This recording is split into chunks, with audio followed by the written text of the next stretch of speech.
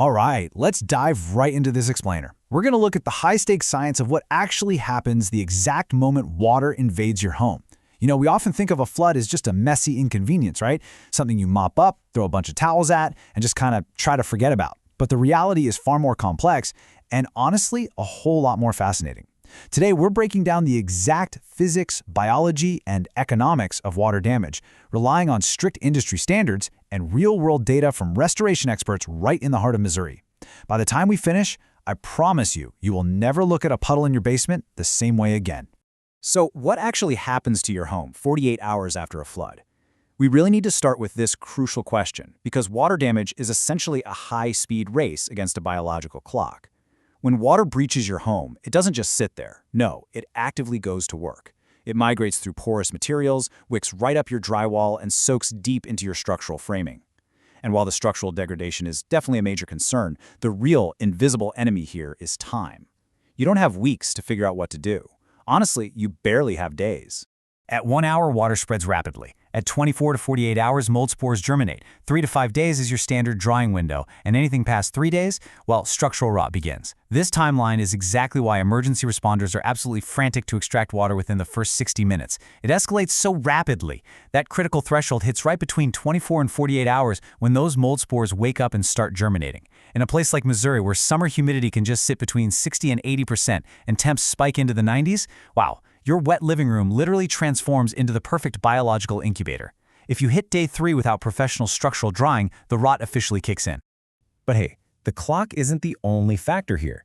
Geography actually dictates the damage. Where your house is physically planted directly manipulates the water's path. Take Raytown, Missouri, for example. It sits squarely within the flood-prone Little Blue River watershed.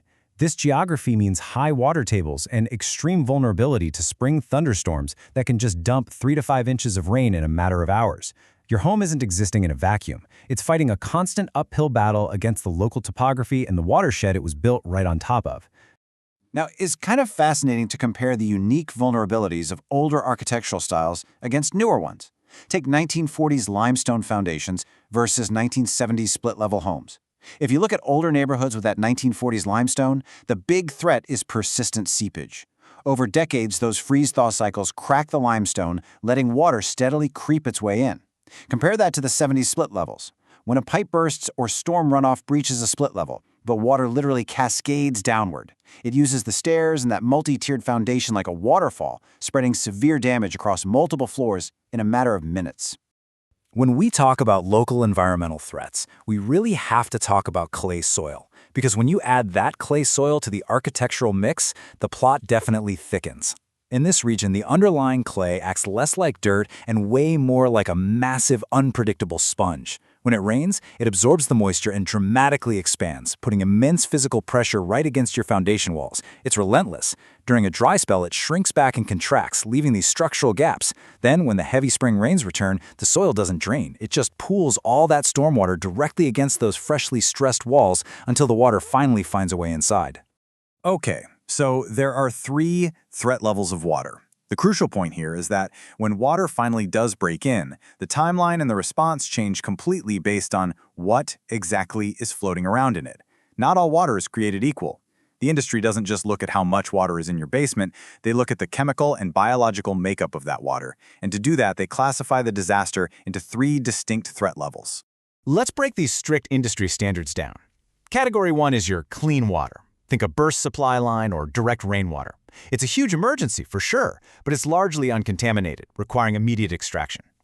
Category 2 is what we call gray water. This comes from appliances like washing machines or dishwashers. It has some contamination and definitely requires specialized handling. But Category 3, that is black water. We're talking sewage backups and river floods. It is highly toxic, packed with severe biological hazards, and requires an incredibly aggressive response where literally all porous materials, from your carpets to your drywall, must be completely ripped out and treated with EPA-registered sanitizers. This brings us to the invisible science of drying. To reverse this damage, especially in those severe categories, professional restorers absolutely do not just point a couple of box fans at your wet carpets and cross their fingers. They rely on exact building science and rigid numerical thresholds. They are actively manipulating the psychrometric conditions of the entire room. They balance temperature, airflow, and humidity to literally force moisture out of solid materials and back into the air where it can be captured. And they don't stop until they hit very specific, totally non-negotiable numbers. 15%. That is a magic number here. Wood framing inside your walls must be aggressively dried to exactly 15% moisture content or less. If a restoration crew leaves a structural 2x4 sitting at, say, 18 or 20% moisture, they haven't solved the problem at all. Actually, they've just hidden it behind brand new drywall, basically guaranteeing that mold will silently consume the frame of your house from the inside out. 15% is the absolute scientific finish line for wood. And 4.5%, that's the target for concrete foundations. It's even lower. It requires a strict surface moisture reading of 4.5% before the structure is considered safe. Concrete is incredibly dense and porous, It can hold massive amounts of water deep within its core. Reaching this sub 5% threshold can literally take 2 to 3 weeks of continuous, highly calculated dehumidification. So, reversing the clock, hitting these exact super low numbers when thousands of gallons have soaked into your floors requires a highly coordinated industrial assault. You are fundamentally trying to reverse that biological clock we talked about earlier.